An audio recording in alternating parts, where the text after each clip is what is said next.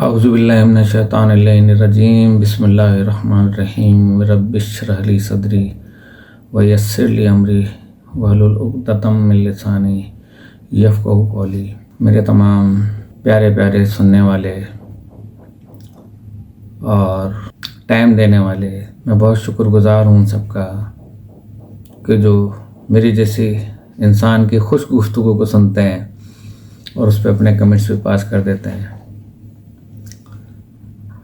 بہرحال اللہ پاک آپ سب لوگوں کو سلامت رکھے اور ہمیشہ خوش و خرم رہیں۔ اور اب میں آپ کو السلام علیکم ورحمۃ اللہ وبرکاتہ پیش کرتا ہوں۔ دائرۂ فکر ہے قتل کا احساس، زندگی، دائرے، ماں، آنسو، تنہائی، سب چیزوں پہ عام روٹین سے ہٹ کر آپ لوگ سمجھنے کی کوشش کیجیے گا۔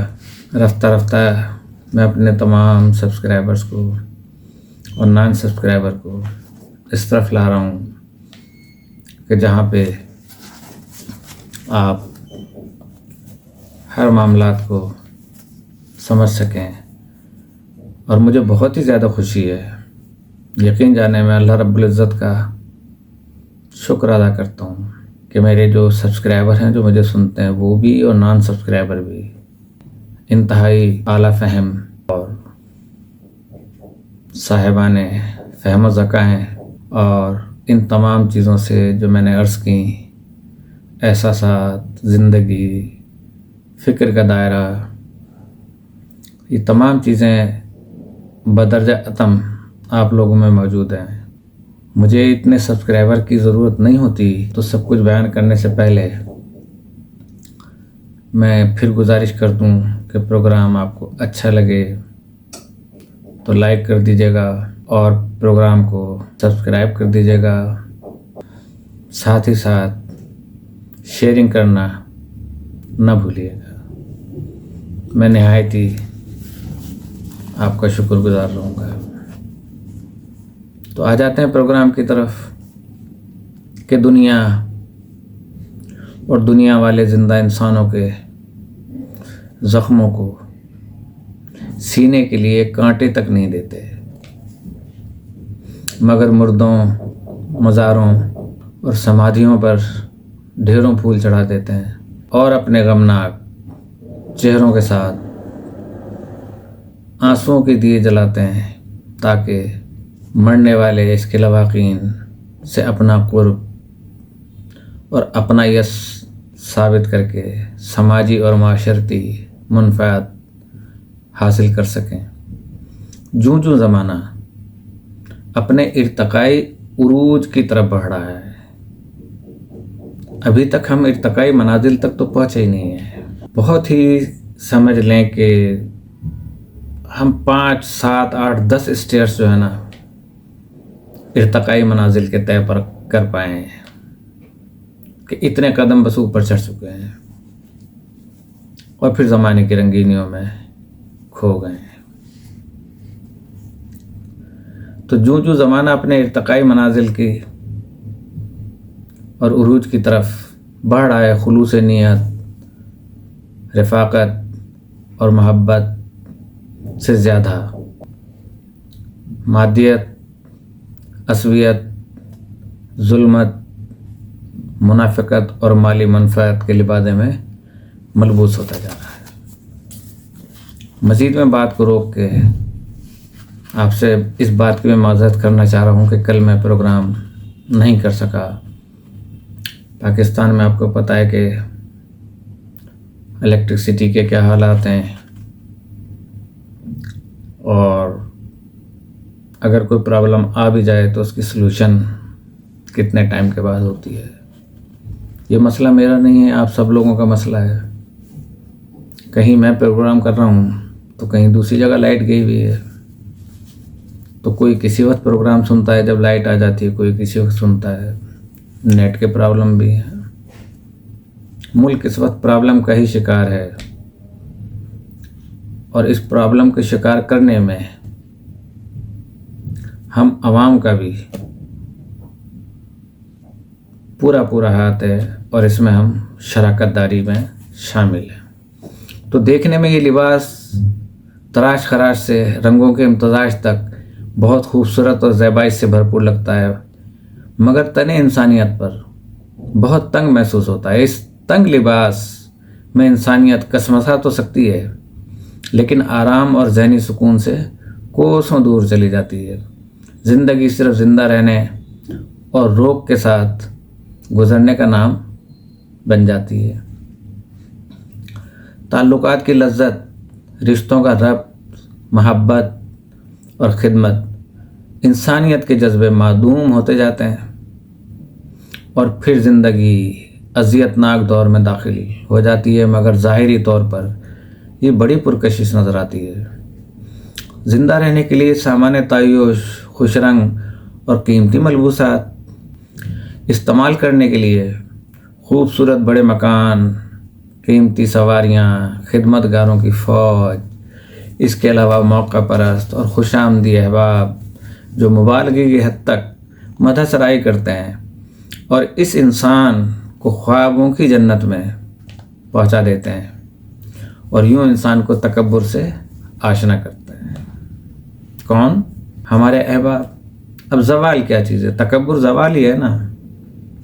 تو کسی شاعر نے کہا ہے نا کہ منتظر سب میرے زوال کے ہیں، میرے احباب بھی کمال کے ہیں۔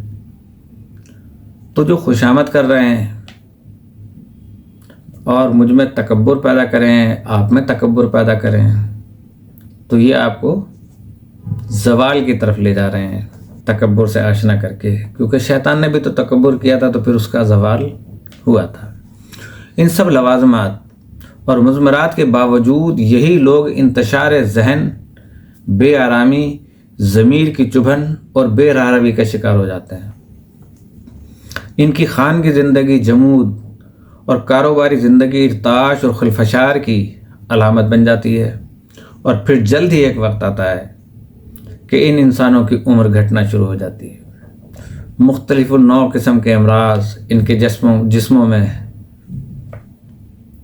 مسکن بنا لیتے ہیں، اور آہستہ آہستہ جسم مفلوج ہونے لگتے ہیں، اور پھر اپاہج زندگی دولت اور ثروت کے بستر پر محتاج ہو کے رہ جاتی ہے۔ اپنے پرائے دامن چھڑانے اور نگاہ چرانے لگتے ہیں، وہی جو ان کو بلندی پہ لے جانے کے خواہش مند تھے، زوال کی طرف لے جانے کے خواہش مند تھے۔ تو ظاہر ہے کہ جب زوال پذیر ہوئے تو سب نے دامن چھڑانے شروع کر دیا۔ قربت فرقت میں بدل جاتی ہے، فریب کے پردے گرنا شروع ہو جاتے ہیں، اور حقیقت آشکارا ہونا شروع ہو جاتی ہے۔ یوں میزان کا وقت آ پہنچتا ہے، اور ایک پلڑے میں تعیش شدہ پتھر جسم، آپ سمجھ لیجیے گا خود ہی، بہت اس میں گہرائیاں ہیں، جس کے چہرے پر مایوسی اور پریشانی کی لکیریں، بے نور پتھرائی ہوئی آنکھیں، کانپتے ہوئے ہاتھ اپنا وزن ڈالتے ہیں، اور دوسرے میں سارا دھن دولت جس کی خواہش اور حصول میں زندگی صرف کر دی رکھ دیا جاتا ہے، مگر پتھر کا جسم بازی لے جاتا ہے۔ پھر اس پر ڈھیروں منو مٹی ڈال دی جاتی ہے۔ جب کبھی دنیا کی بے ثباتی پر نوحہ کرتی غم آلود ہوا چلتی ہے، تو زمین پر گرے ہوئے سوکھے پیلے پتے اڑ اڑ کر فانی اور مختصر زندگی کی گواہی دیتے ہیں، اور آواز کے ساتھ بیان کرتے ہوئے اسی مٹی کے ڈھیر پر جا گرتے ہیں۔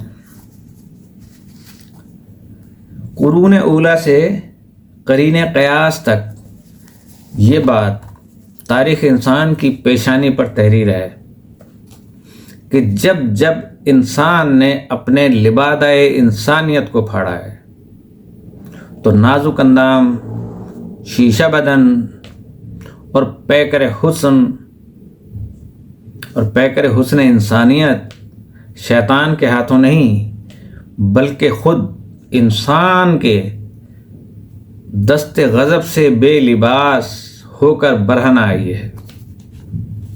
اور برہمی سے شرم و حیا کو بالائے طاق رکھ کر انسان کو آگ کر دیا،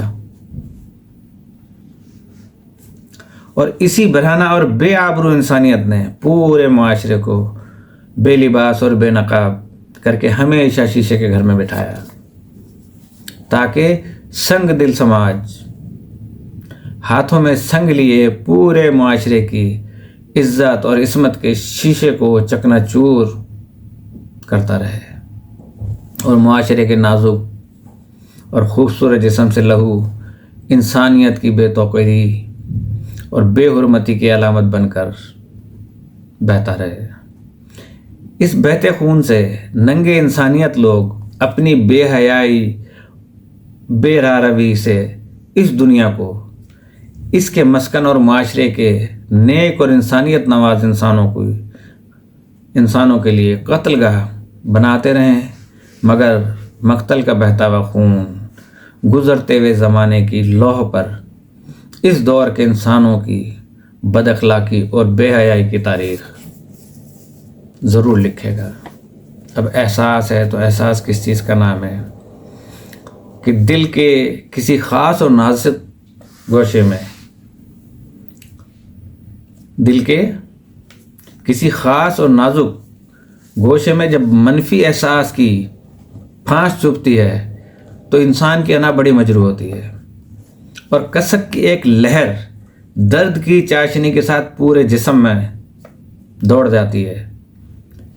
ایسا صرف ذکی الحس اور خوددار انسانوں میں ہوتا ہے، اس لیے کہ ایسے انسان اپنے اجداد کی ناموس کے وارث ہوتے ہیں، اور ہر دم اس امر کا خیال رکھتے ہیں کہ ان سے کوئی ایسا عمل یا فعل سرزد نہ ہونے پائے جس سے خاندان کے وقار اور آباء و اجداد کے نام پر داغ لگے۔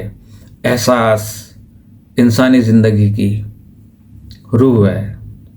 جس طرح روح کے بغیر زندگی نہیں، اسی طرح احساس کے بغیر روح کی حیات نہیں۔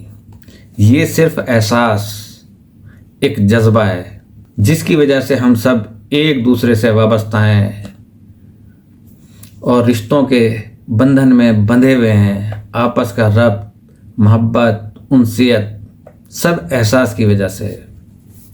وفاق، نفاق، الحاق، قربت، چاہت، پشیمانی، قربانی، عیادت، تعزیت، معذرت، غم گساری، دل نوازی اور دکھ سکھ میں شرکت سب احساسی کے جذبے ہی تو ہیں، اور اسی کے کرشمے ہی تو ہیں۔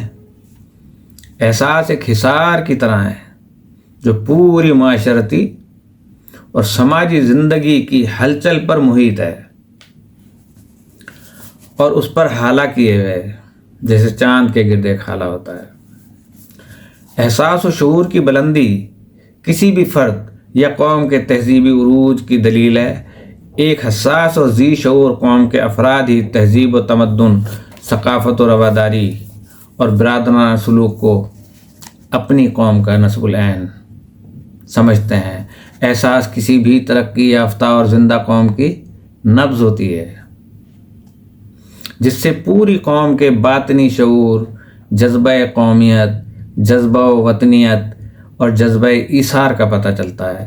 احساس کی موت زندگی سے روشنی، چاشنی، حرمت، حرارت اور روحانیت ختم ہونے کی علامت ہے۔ احساس کسی بھی فرد، خاص طبقے یا انسانوں کی میراث نہیں ہے اور ان کا سرمایہ نہیں ہے، بلکہ قدرت کا ودیعت کردہ ایک ایسا جذبہ اور انعام ہے جو انسان کو دوسرے عام انسانوں پر فوقیت اور سبقت دلاتا ہے۔ اس لیے کہ احساس انسان کی طبیعت کا وردان اور روح کا گیان ہے، جو اس میں انانیت، غیرت، حمیت اور خودداریت جیسے عناصر کو جنم دیتا ہے۔ کردار میں اعلیٰ ظرفی اور شعور کی بالیدگی پیدا کر کے شخصیت کو قابل احترام اور مکرم بناتا ہے اور اپنے ہم عصروں میں بلند مقام دلاتا ہے۔ احساس کے لیے انسان میں سانس کے ساتھ اس کی اساس بہت ضروری ہے۔ اساس کی بنیاد کے بغیر جس طرح کسی عمارت کی تعمیر ممکن نہیں ہے، اسی طرح انسان کے وجود کی مجموعی عمارت کے لیے اس کے احساس کی اساسی ضروری ہے۔ احساس کی بنیادی وجہ سے ہی انسان عمل پیہم کے ساتھ زندگی کو رواں دواں رکھتا ہے اور ان تمام افعال کی انجام دہی کرتا ہے جو زندہ رہنے کی وجہ تسمیہ ہے، باعث ہے۔ زندگی اور احساس زندگی زندہ رہنے کے دو مختلف زاویے ہیں جن کی بنیاد شعور اور ذہنی ارتقاء پر ہے۔ زندہ رہنا کوئی قابل تعریف یا لائق تبریک کام نہیں ہے۔ آسمان کے نیچے اور زمین کے اوپر بہت سی مخلوقات زندہ ہیں اور کائنات کی رونق اور زینت ہیں، مگر ان سب سے الگ انسان کو مخصوص اور ممتاز اس لیے قرار دیا کہ اس میں احساس کی حس اور شعور کی خوشبو دے کر بشریت کے درجات دیے گئے اور اعلیٰ مقام پر فائز کیا، اور صرف انسان کو اشرف المخلوقات کا لقب دے کر حکمرانی کی طاقت عطا کی۔ اس کی ممتاز اور اعلیٰ مثال حضرت سلیمان علیہ السلام کی ہے کہ جنوں ان سے لے کر ہوا اور چرند و پرند پر حکومت کی قدرت عطا کی اور قبلہ اول بیت المقدس کی جنات سے تعمیر کروائی، لیکن احساس کے جذبے کا احساس کتنے دن انسان کرتے ہیں اور اپنے روزمرہ کے عمل اور کارکردگی سے اظہار کرتے ہیں؟ جن انسانوں میں اس جذبے کا فقدان ہے، ان کی جسم انا اور غیرت کی روح سے خالی ہیں۔ بالکل اسی طرح جیسے سورج روشنی اور حرارت کے بغیر، چاند اپنی چاندنی کے بغیر، بیوی اپنے شوہر کے بغیر، محبوب اپنی محبوبہ کے بغیر، سمندر پانی کے بغیر کسی افادیت کے قابل نہیں ہے۔ جن انسانوں میں بے حسی ان کے احساس کو کھا جاتی ہے، وہ اپنے بے روح اور خالی جسم کے میخانے میں غیرت کا ماتم کرتے ہوئے بے شرمی کے جام سے کم ظرفی کی شراب پیتے ہیں اور مدہوشی کی حالت میں خود غرضی اور بغیرتی کو گلے لگا کر اپنی ذات اور اس کی منفعت میں مگن ہو جاتے ہیں، منافع میں مگن ہو جاتے ہیں، لالچ میں مگن ہو جاتے ہیں۔ وفا احساس میں ایفا، وفا احساس میں ایفا، احساس محبت، رشتے ناتے، جذبہ قربانی اور بے حسی کے آسیب کے شکنجے میں آ جاتے ہیں۔ یہ آسیب بہت طاقتور ہوتا ہے اور آہستہ آہستہ جسم اور زندہ رہنے کے احساس کو کچلتا رہتا ہے، آہستہ آہستہ، حتیٰ کہ بے روح جسم احساس کی موت کے ساتھ ختم ہو جاتا ہے۔ اب زندگی کیا صرف زندہ رہنے کا نام ہے؟ اس سے منسلک کار عمل اپنے لوازمات اور مضمرات کے پورے خد و خال کے ساتھ انجام دینے کا نام زندگی ہے۔ زندگی میں کار ذات اور کار حق کے علاوہ محسوسات اور جذبات کا بہت دخل ہے۔ دوران خون اور تنفس کے علاوہ سب سے زیادہ اہمیت عقل و فہم اور ذہانت کے مفتی اعظم دماغ کو ہے۔ اس کے بعد جذبات اور خواہشات کے شہنشاہ، آرزوؤں اور تمناؤں کے حاکم، محبت اور الفت کے پیش امام دل کی ہے۔ ان دونوں پر زندگی کو رواں دواں اور بسر کرنے کی بصیرت کے ساتھ ذمہ داری ہے کہ انسان اپنے نفس اور تنفس کے میزان سے عبارت ہے۔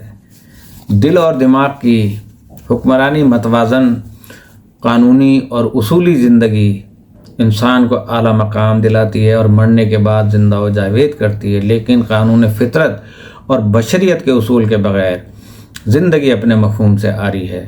ایسے انسان معاشرے اور سماج میں عضو معطل سمجھے جاتے ہیں، جن کا کوئی مقام نہیں ہوتا۔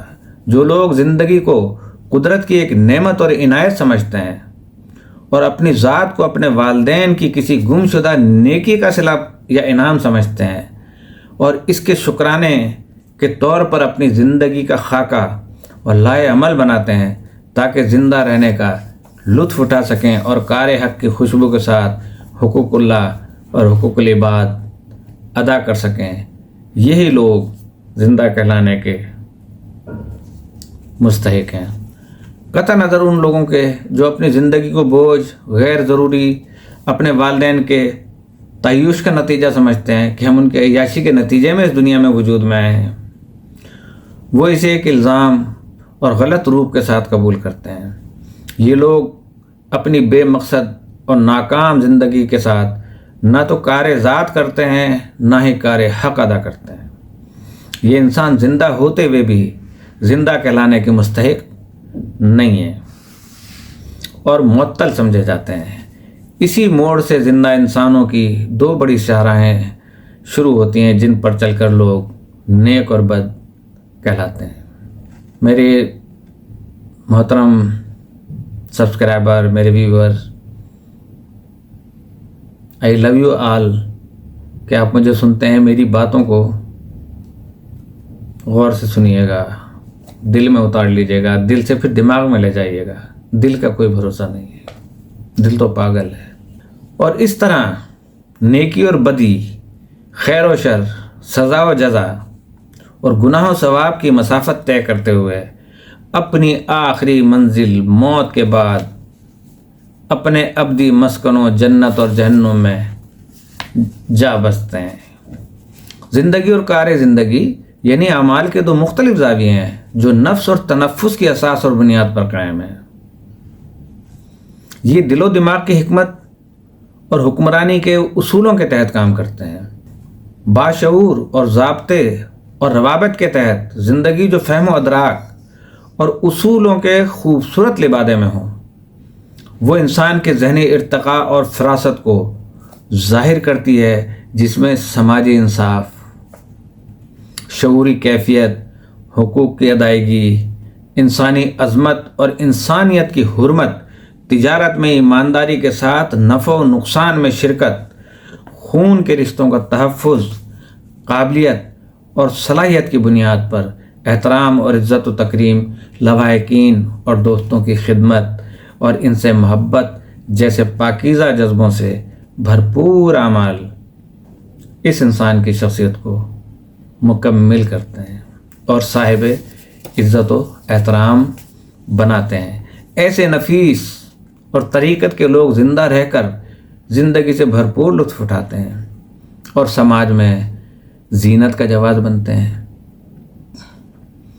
اس پورے عمل میں دماغ کی حکمرانی کا سکہ چلتا ہے اور دل کو اپنی منمانی کرنے نہیں دیتا، بلکہ جذبات، خواہشات اور التفات کے سمندر کو قابو میں رکھتا ہے اور اس کے جوار بھاٹے کو دور رکھ کر اپنی حکمرانی قائم رکھتا ہے۔ یہ شہنشاہ ہے، یہ آپ کا دماغ ہے، یہ آپ کا حاکم ہے۔ وہ لوگ جو صرف زندگی کو وقت گزارنے کا ایک ذریعہ یا ہیلا سمجھتے ہیں اور اپنے جذبات کی تسکین اور خواہشات کی تکمیل چاہتے ہیں، مگر اپنی ذات سے، دوست، احباب، لواحقین، معاشرے اور سماج کے لیے کچھ کرنا نہیں چاہتے، صرف اپنے اغراض اور مفاد کی طلب اور تکمیل چاہتے ہیں، وہ یقیناً اپنے دل اور اس کے جذبات کی حکمرانی میں ہیں اور اس کے محکوم ہیں، اور وہ ہر عمل کرنے کے لیے تیار رہتے ہیں جس سے ان کی آرزوؤں اور ضرورت کی تکمیل اور تسکین ہو سکے، چاہے ان کا عمل معاشرے اور سماج کے ضابطوں اور اصولوں کے خلاف ہو اور دوسرے وابستہ اور متعلقہ افراد کو نقصان پہنچے، مگر خواہشات، جذبات اور تعیش کی کالی پٹی ان کی عقل اور آنکھوں پر بن جاتی ہے۔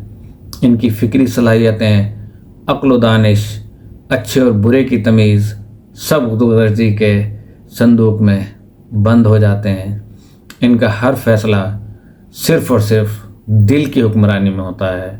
شہنشاہ کو یہ معزول کر دیتے ہیں، مارشاء اللہ لگا دیتے ہیں۔ یہ لوگ صرف کار ذات کے لیے زندہ رہتے ہیں، کار حق۔ ان کی زندگی میں حرارت اور حرکت کی موت ہے کہ گزر کر زندگی سے ہم نے جانا راز زندگی، احساس حق، احساس وفا اور احساس بندگی۔ دائرے کا میں نے نام لیا تھا کہ ذہن کی سب آپس میں کڑیاں اس کی مل رہی ہیں کہ ذہن کی زرخیز اور شاداب سرزمین پر فہم و ادراک کا دانہ چگنے والے افکار کے پرندے جب خیالات کے آسمان کی طرف پرواز کرتے ہیں، تخیلات کی طرف پرواز کرتے ہیں۔ ہمارے اندر ہی تو یہ پرندے ہیں جو تخیلات میں گھومتے ہیں، جو اڑتے ہیں، دیکھتے ہیں اور پورا آسمان گھوم کے آ جاتے ہیں اپنے بیڈ پہ ہوتے ہوئے۔ تو فضا میں بہت سے چھوٹے بڑے تخلیقی دائرے وجود میں آتے ہیں۔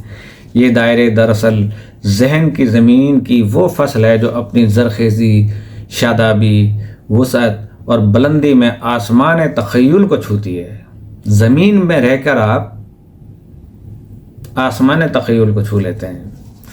تخیل در حقیقت تخلیق کی ماں ہے، وہ ماں ہے جو انمول ہے، مقدس ہے، مشفق ہے اور ممتا کی محبت سے لبریز ہے، اور جو خیال کی کوکھ سے تخلیق کے دائرے کو جنم دیتی ہے۔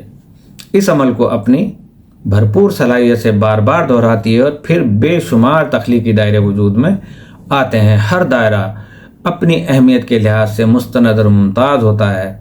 اس کا اپنا ایک وجود ہوتا ہے، مگر اس میں بھی ایک وجود ہوتا ہے جو فنکار ہوتا ہے اور صرف فن کی تخلیق کرتا ہے۔ یہ فن کبھی شاعری کی صورت میں ہوتا ہے، تو کبھی نثر کی، کبھی آرٹ کی، تو کبھی مجسمہ سازی کی، تو کبھی موسیقی، تو کبھی گلوکاری۔ بے شمار فنون اس کے احاطۂ فکر میں رہتے ہیں۔ اس طرح ان دائروں کے فنکار کبھی مبلغ ہوتے ہیں تو کبھی مفتی، کبھی امامت کرتے ہیں تو کبھی نظامت، کبھی میخواری تو کبھی قمار بازی، کبھی پارسائی اور کبھی بولہوسی، کبھی مصوری تو کبھی عاشقی۔ بس ہر دائرہ اپنے وجود میں ایک پوری کائنات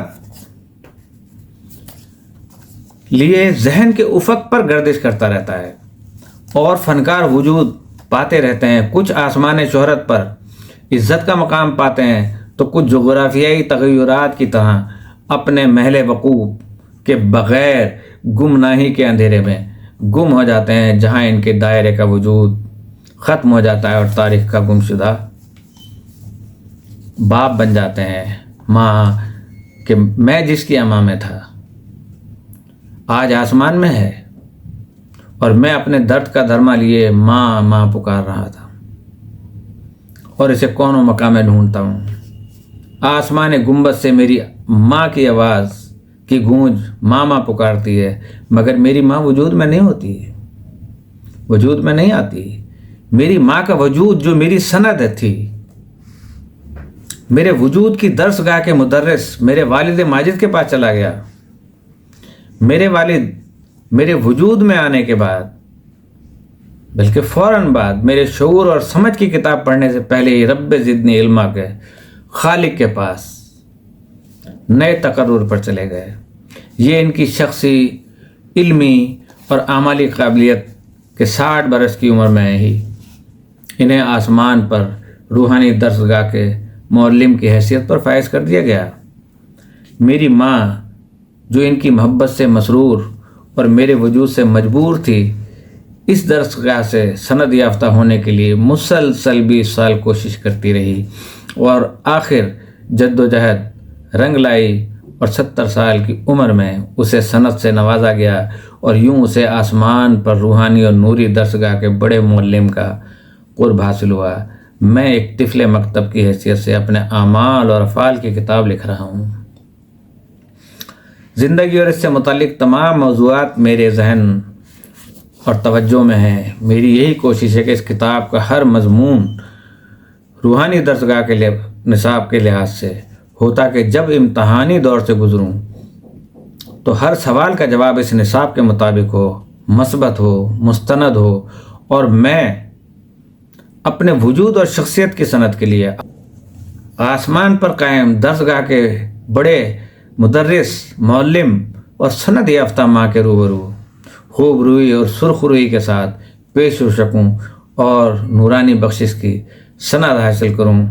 عالم الغیب والشہادۃ هو الرحمن الرحیم۔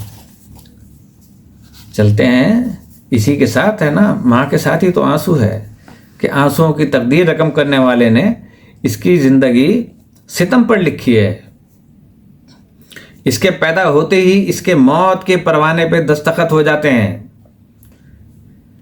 یا یوں کہنا چاہیے کہ اس کی پیدائش وقت کے وارنٹ کے ساتھ ہوتی ہے، اور انسان اس سے اپنے جذبات کی کسوٹی پر کہانیاں بناتا ہے اور داستانیں جنم لیتی رہتی ہیں۔ ہر وہ ذی حس جو سمندر کی تہ میں بیٹھی ہوئی سیپ سے مشابہت رکھتی ہے، وہ ماں کے کوکھ کی طرح ہوتی ہے جو انواع و اقسام کے موتی جنم دیتی ہے۔ آنکھ کی مماثلت اور مشابہت بھی چونکہ سیپ کی طرح سے ہے، اس لیے اس کی کوکھ سے آنسو جیسے قیمتی موتی کا جنم از بس ہے، یعنی یقینی ہے۔ یہ موتی لمحات سے بھی کم وقت میں آنکھ کی گود میں رکتا ہے اور ممتا کی دہلیز سے فانی زندگی کا مرثیہ پڑھتے ہوئے حسرت سے اپنے وجود کو ختم کر لیتا ہے۔ اس کے پیچھے آنے والے آنسوؤں کے موتی اس کی پیروی کرتے ہیں اور اپنی ماں آنکھ کی عقیدت اور حرمت کا خیال کرتے ہوئے اپنی زندگیاں قربان کرتے چلے جاتے ہیں۔ اسی طرح زاروں قطار رونے یا آنسو گرنے سے موتیوں کی لڑی بنتی چلی جاتی ہے، جس سے تربیہ یا المیہ جذبات کے ہار بنائے جاتے ہیں، جو شاد اور ناشاد چہروں کی زینت بنتے ہیں، اپنی ذات میں شفاف اور بے رنگ ہوتے ہیں۔ قلبی جذبات سے وابستہ چہرے کے تاثرات اس میں تربیہ یا المیہ رنگ کی آمیزش کرتے ہیں۔ اسی لیے آنسوؤں کی قیمت احساسات کے میزان سے لگائی جاتی ہے۔ آپ کے علم میں ہونا چاہیے کہ مذہب اسلام کی طرح آنسوؤں کے بھی بہت سے فرقے ہیں، جیسے خوشی کے آنسو، چاہت کے آنسو، درد و کرب کے آنسو، عیادت کے آنسو، تعزیت کے آنسو، رخصت کے وقت آنسو، دعا کے وقت آنسو، خون کے آنسو، اور سب سے بڑھ کر مگرمچھ کے آنسو۔ آنسو قلبی جذبات کی انتہا ہیں۔ جب کوئی شے اپنے حد سے گزر جاتی ہے تو لامحدود ہو جاتی ہے اور ساری بندشوں کو ختم کر کے اپنی طاقت پرواز سے عظمت آسمان کو چھو لیتی ہے۔ انسان کے لامحدود جذبات آنسو کے قطرے میں محدود ہو کر کیفیت کی ایک دنیا بناتے ہیں۔ کیفیت کو آپ سمجھتے ہیں کہ مختلف قسم کی کیفیتیں ہیں۔ انسان کا مزاج بھی کسی کیفیت کا نام ہے، غصہ بھی کیفیت کا نام ہے، پیار بھی کیفیت کا نام ہے، عشق بھی کیفیت کا نام ہے، محبت الہی بھی کیفیت کا نام ہے، حقوق العباد بھی کیفیت کا نام ہے۔ تو ساری بندشوں کو ختم کر کے اپنی طاقت پرواز سے عظمت آسمان کو چھو لیتی ہے۔ انسان کے لامحدود جذبات آنسو کے قطرے میں محدود ہو کر کیفیت کی ایک دنیا بناتے ہیں جس کے دو محور ہیں، خوشی اور غم۔ ان دو جذبات یا کیفیات کے انتہائی اظہار کو آنکھ کی کوکھ، اب ایک ماں کی کوکھ ہوتی ہے، ایک آنکھ کی کوکھ کی آنسوؤں کی شکل میں جنم دیتی ہے۔ آنسوؤں کی کوکھ تو آنکھیں ہی ہیں نا، چاہے وہ مگرمچھ کے ہی کیوں نہ ہو، کسی جانور کے ہی کیوں نہ ہو، آنسو تو آنکھوں سے آتے ہیں، تو وہ آنسوؤں کی کوکھ ہوئی۔ تو خوشی اور غم ان دو جذبات یا کیفیات کے انتہائی اظہار کو آنکھ کی کوکھ آنسوؤں کی شکل میں جنم دیتی ہے اور اپنی گود کی بالکونی سے انہیں گرا کر ان کی موت سے اپنی شخصیت کے جذبات کو زندگی دیتی ہے۔ انسان کی آنکھ سے گر کر چہرے پر بہنے والے آنسو اس کے باطنی جذبات اور احساسات کی سند ہوتے ہیں اور اس کے اظہار سے لوگوں کو اپنے دکھ سکھ میں شریک کرتے ہیں۔ یہ شرکت یا تعلق اپنے اور پرائے کی میزان ہے جس کا وزن پہچان ہے۔ انہی لمحات اور کیفیات میں شریک ہونے والوں سے زندگی کا ساتھ نبھانے والوں کے دو قبیلے بنتے ہیں۔ ایک اپنے جو صدق دلی سے آپ کے چاہنے والے اور غمخوار ہیں، اور دوسرے جو صرف دنیا دار ہیں اور دکھاوے کے لیے آپ کے شریک غم بنتے ہیں۔ یہ دو قبیلے آپس میں ایک سرد جنگ میں مصروف رہتے ہیں اور ایک دوسرے پر حکمرانی کرنے کی کوشش کرتے ہیں تاکہ آپ کی خوشنودی سے اپنا مفاد حاصل کر سکیں۔ اسی چپکلش اور جدوجہد میں زندگی کا سفر پورا کر کے اپنی اپنی منزلوں تک پہنچ جاتے ہیں، جہاں وہ اپنے آنسوؤں کے دیے جلا کر اپنی حسرتوں کے مزاروں پر روشنی کرتے ہیں۔ اب وقت تو گزرتا جا رہا ہے، تھوڑا سا اور برداشت کر لیں کہ تنہائی پہ بھی بات ہو جائے۔ تو میں جلدی جلدی آپ سے کہتا ہوں اور عرض کرتا ہوں آپ کی سماعتوں کی کہ جس طرح تنہا درخت جنگل نہیں کہلاتا، اسی طرح اپنی ذات میں تنہا شخص انسانوں کے جنگل میں بھی تنہا ہی رہتا ہے۔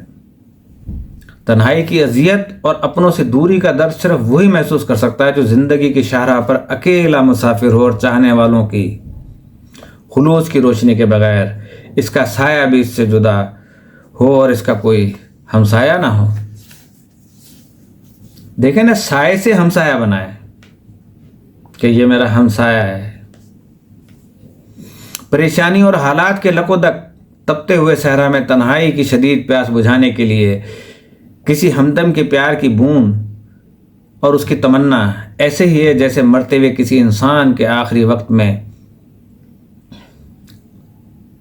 اس کی زندگی کے جام کی خواہش کرنا اور آب حیات کی آرزو کرنا۔ تنہائی کے کرب کا اندازہ اکیلے کھڑے ہوئے اس درخت سے لگایا جا سکتا ہے جس کے پتے بہار کی آس میں ڈالیوں سے گر جاتے ہیں۔ درخت کا پورا بدن برہنہ ہو جاتا ہے اور اس پر حسرت و یاس کے کانٹے نکل آتے ہیں، کانٹے جو خشک اور گرم ہوا سے زندگی کی بھیک نہیں مانگتے، جلتے سورج کے نیچے بادلوں سے بارش کے قطروں کی خواہش نہیں کرتے، اس لیے کہ وہ وقت اور تنہائی کی آگ میں جل کر چاہ کی منزل کو بہت پیچھے چھوڑ دیتے ہیں۔ غربت کی دوری، فرقت کی نزدیکی، احساس تنہائی کی یہ زندگی ہے۔ یہ زندگی تنہائی کے رنگوں اور خوشی کی آمیزش نہیں کر سکتی۔ تنہا انسان کا جسم اپنوں کی قربت اور بے لوث محبت کی آس میں جھلس جاتا ہے۔